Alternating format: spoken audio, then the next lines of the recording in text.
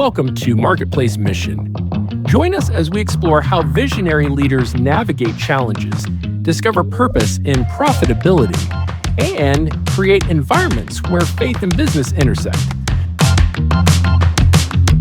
Marketplace Mission is your guide to unleashing the power of purpose in the workplace.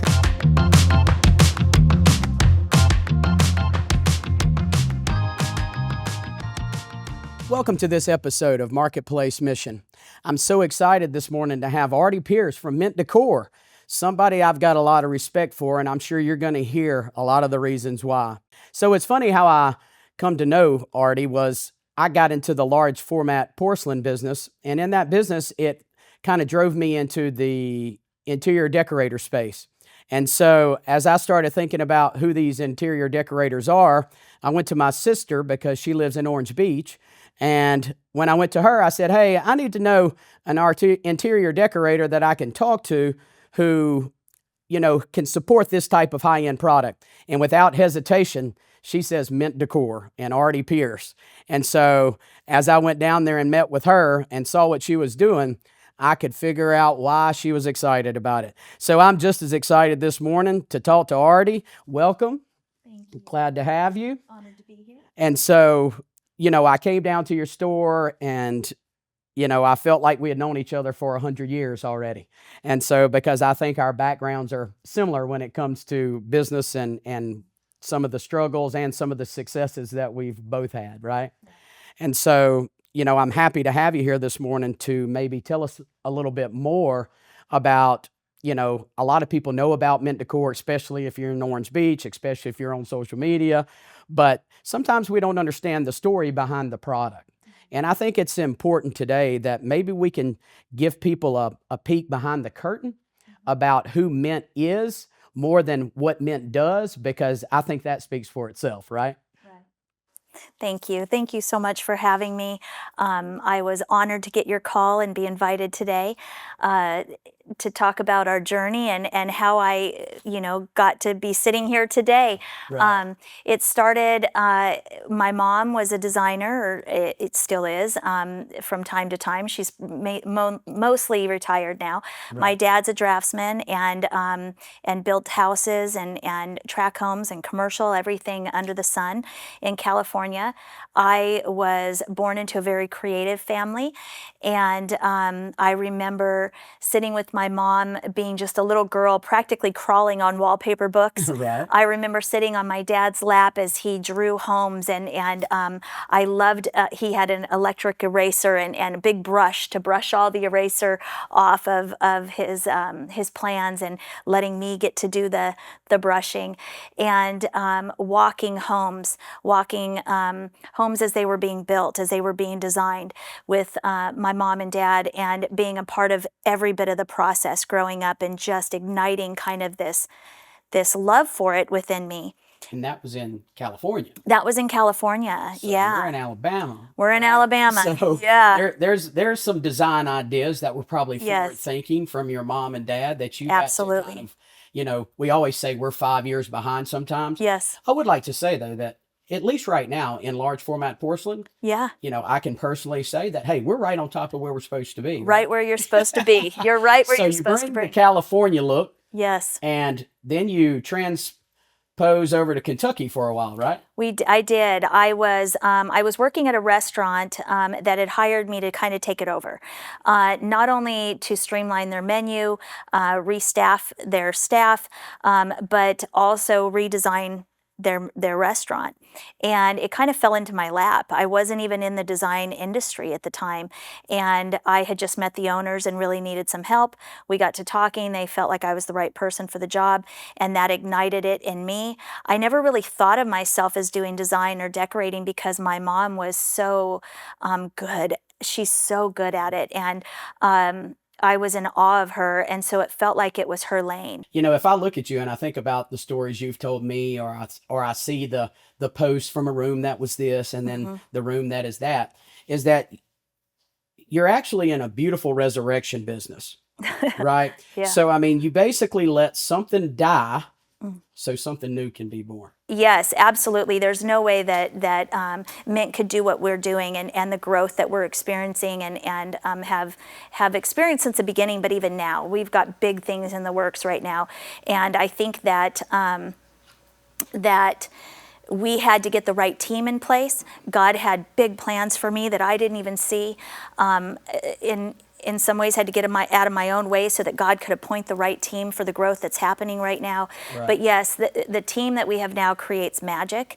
They go in and like you said, breathe life into spaces that have fallen short or have seen better days. Right. And what that does is it does revive the owner's bank account. That's right. Their business, because at the end of the day, a rental space is their business, and so they're trusting us to revive their business and their income, and also the experience of their guests. It's not just for the owner; it's also for the guest experience. The guests, a lot of times, will save all year long to take their family on a vacation. That's We right. have to honor that by giving them the backdrop of that vacation that then becomes their memories for the rest of their lives. And so that's something we take very seriously. We're honored to do that, and that's why we always create a unique space. We're big on updates. But the before and afters, there's a lot of new growth going on in our area, and so in order to compete with the new growth, these older ones need to be resurrected. One of the things I want to say, not only to you, but to everybody watching, is that normally what you see about business people like Ardie that I really love, Ardie has what we call a two-tiered vision. A lot of people have what we call a one-tiered vision, but actually you have a two-tiered vision. That vision being what you want to do with your business, and then actually I think you may have a three-tiered vision. Then number two, the vision for the customer and what they want to present in their own space. And then you have a vision about where you want to be known, not for what you do in a room, but more for who you are in a room. And I think what I appreciate about you the most is that you don't decorate rooms with stuff. You decorate rooms with who you are. And you make a room look better strictly because you bring the morality and the character that it takes to really present a room in the way that people want it. I think that the most important thing for me and the biggest honor and the thing that I'm most proud of with Mint is what I call the trickle-down. I started talking about the trickle-down, or it came to me a couple years ago, that when people come into our area and they buy in our area, and they are in need of furnishing, or they're in need of us coming in and redoing or kind of customizing even a new space, they hire Mint and my team, which is a blessing for us, because any job is a blessing, and it blesses my team. So obviously that keeps us in business. It keeps me able to pay my team and keep them going. But what happens with Mint is Mint also then trickles down. So we work with the same window treatment people that we just adore, and we're able to refer them to every job that we take. That trickles down to these guys that have years of experience in the business, but have just started their own business 2 years ago. It trickles down to them, and then their employees and their families. Right. When we bring in contractors, it trickles down to that family. These are all local businesses. So Mint has a broader impact on the community than most Huge. people think, because you see the building, everybody hears the name, but Yes. actually that umbrella that Mint is covering Right. is a much bigger umbrella than people understand. Yes, Right? it's huge, and even for owners to understand that when you buy into our area, if it's an investment property or rental, it's an LLC. That's their business. Right. So they're opening their own business as well. And so when they open that business, it then trickles down to the management company that they hire. It trickles down that real estate agent that helped them sell it. And then when they hire Mint, Mint then is able to flourish, which is a local business, and then give it to local business and give it to local business. So it starts with the owner that decides to buy in our area, and they're buying because they're advancing their dream of owning a rental Right. and make money. And so we are so honored by that when we go in to create rooms and create a space, we want it unique. We want it in a premier program. We want it making the most profit as possible. We want their guests to have the best experience possible. Right. But on top of that, on the back end, it's also helping invest in our community by all the local businesses that take Sure.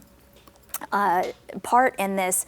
And so from there, when say the window treatment guys, they were part of a franchise, and they came to Jason and I one night, and they said, we really would like to buy into this franchise. This is the number we were given. Right. We sat down with them, we locked the doors at Mint, we sat down with them, and we looked at the financials, and we looked at everything that they were proposing to us.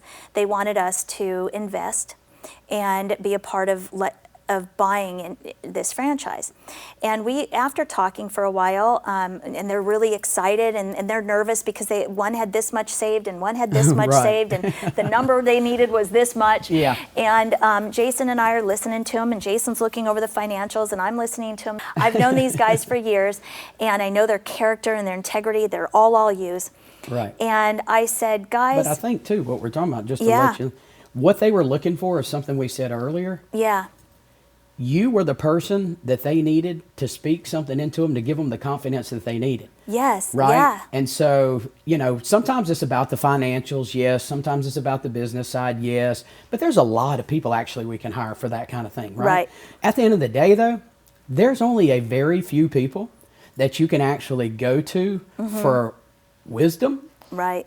Because there's a big difference between knowledge Right. and wisdom. Right. There's a lot of good book smart people. Right. But when it comes to wisdom and hearing the next thing from the next person, Right. and speaking that into the person, Right. you see where we're going in this. And while I'm pausing for a minute, is Yeah. I want to kind of make sure we're paying attention to the point. Yeah. For people who are moving up. Yeah. Make sure you go to someone who has wisdom and knowledge. Right. Find your knowledge piece, make sure it all makes sense, but then look for the wisdom piece too. Right. Because that wisdom piece is how you're going to differentiate yourself Right. from the next person. Right. And so I appreciate what they're doing here, and I'm just wanting to make sure we've got it under Yes. control, that they're actually there because they're looking for the wisdom go ahead. Right.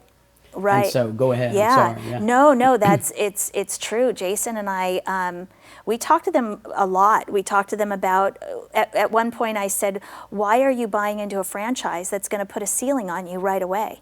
You can't go out of this area. You can't go out of this area. You have to stay in this area, but they can open in your area. Right. And they've already put a cap on you. Like, Right. nobody's putting a ceiling on me. I'm sorry, but I want Right. sky's the limit, and that's what I tell anybody who works for me. You bring me an idea, let's do it. You are not boxed into anything I'm hiring you for today. You will grow as big as you want to grow, and I will help you grow in any way you want. And there's no ceiling. And so when they were talking to us about that, I said, you guys don't need to buy this franchise. What you need to do is start your own business. You need a fraction of what you have saved. Right. And I said, you don't need me, and you don't need my money, and you don't need my investment. What you need is yourself and your experience, and you need to hit the ground running. You need a good CPA, you need a good lawyer, you need a good banker. And I said, I'll give you all of mine, Right. and you need a good name, and you need to hit the ground running. You've already been in this industry for so long. Do it on your own. You're young, you've got families. Save part of you'd put everything you have in savings to buy into this franchise. Sure. That already keeps you like this. Right. And so, But there's the wisdom piece again. yeah, right. yeah, Who's going that far?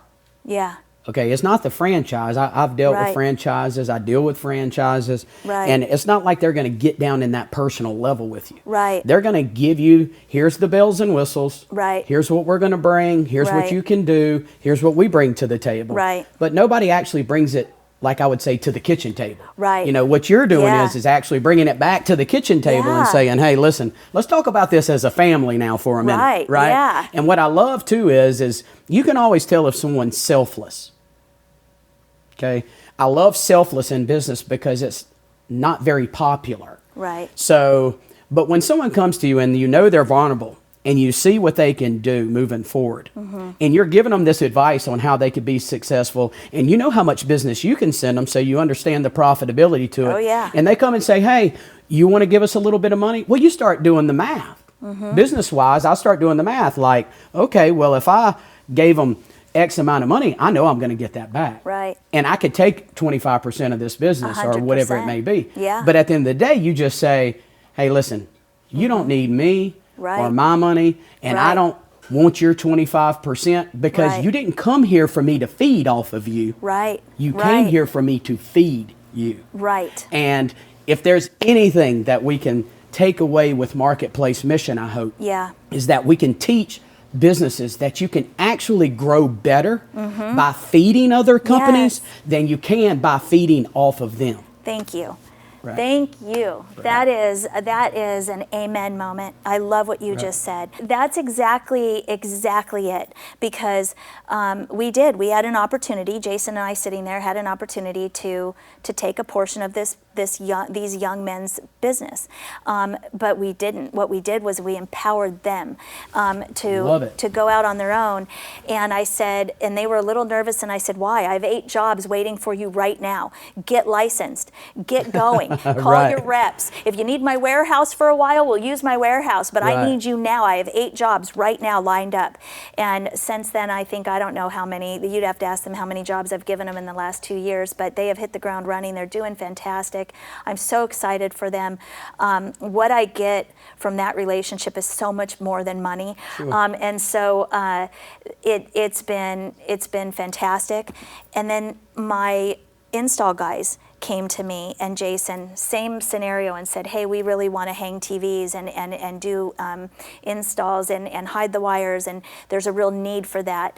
Right. And we said, great, get licensed, get insured, be legit, and we set them up with our banker and our CPA and our insurance. Same scenario. And we could have been a part of that too, and we didn't. And I think what you're saying and what you see is, especially as you get further in business. Yeah. The business side of it is still fun.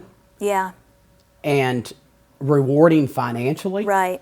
But I think what we get to see as we mature and move forward is that the mentoring is actually way more rewarding. Way more. Way more.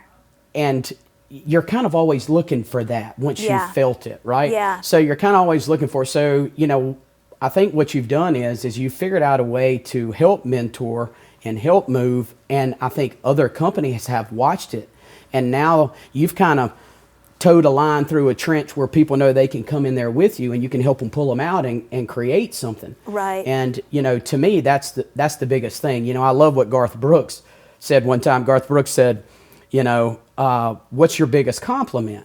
And he said, well, my biggest compliment is when I stand on stage and I hit the first chord to Friends in Low Places and they sing the whole song. Yeah.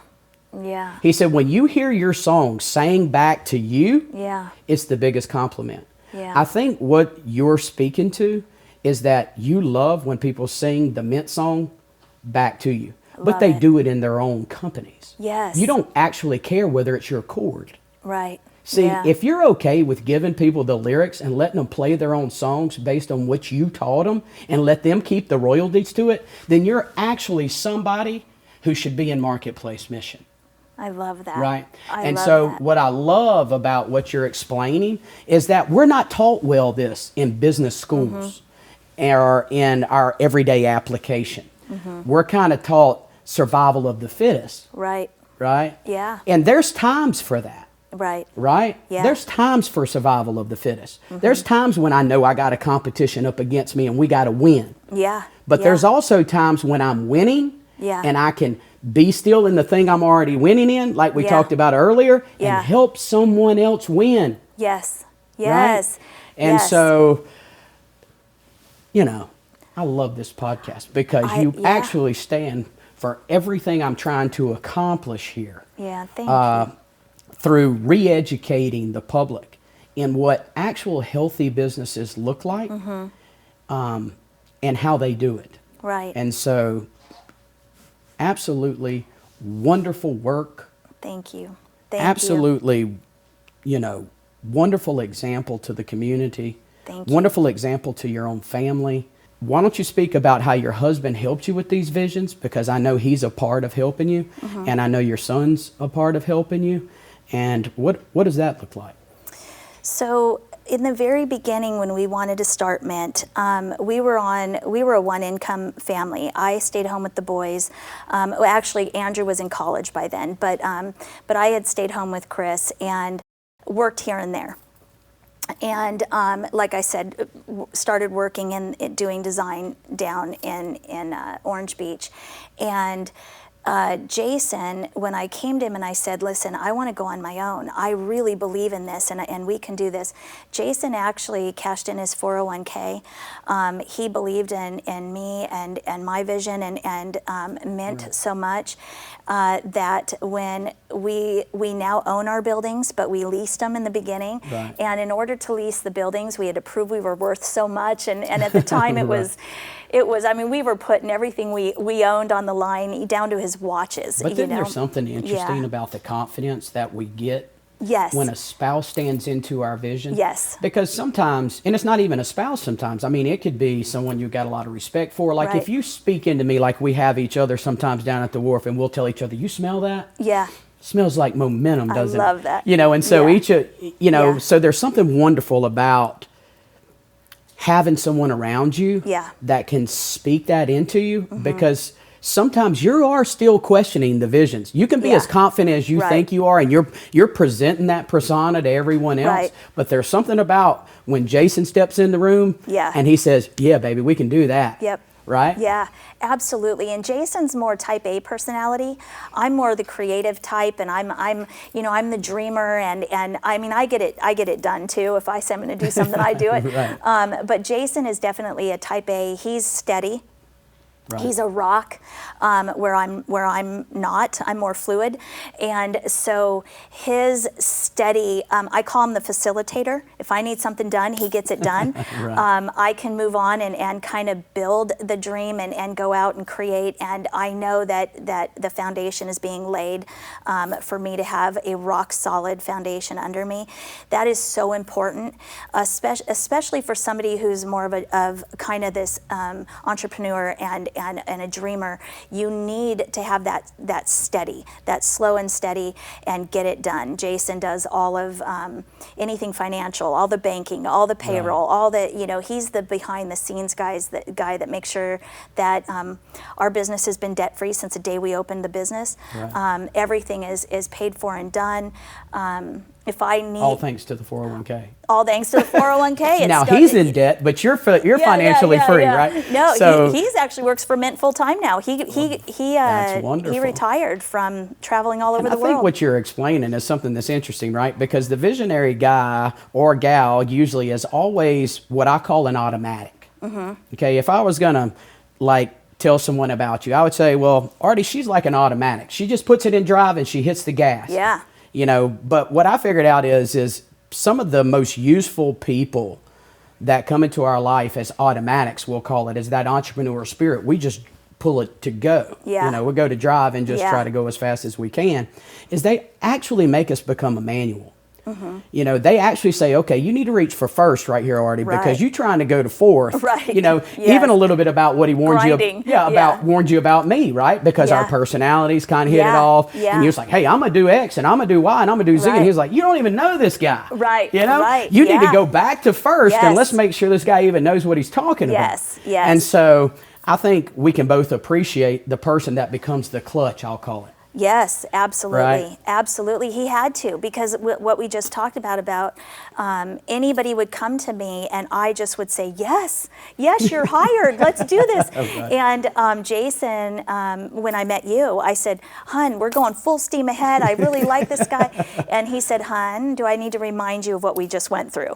And pump the brakes, hit that clutch. That's right. Wait, slow and steady, and be still. And make sure that this is what it's presenting itself to be. And so what I've learned is to be really honest, to trust him, because in the beginning I didn't. He knew that he knew. And he came to me many times. There was many bumpy roads in our marriage because he knew before I did that there were weeds among us.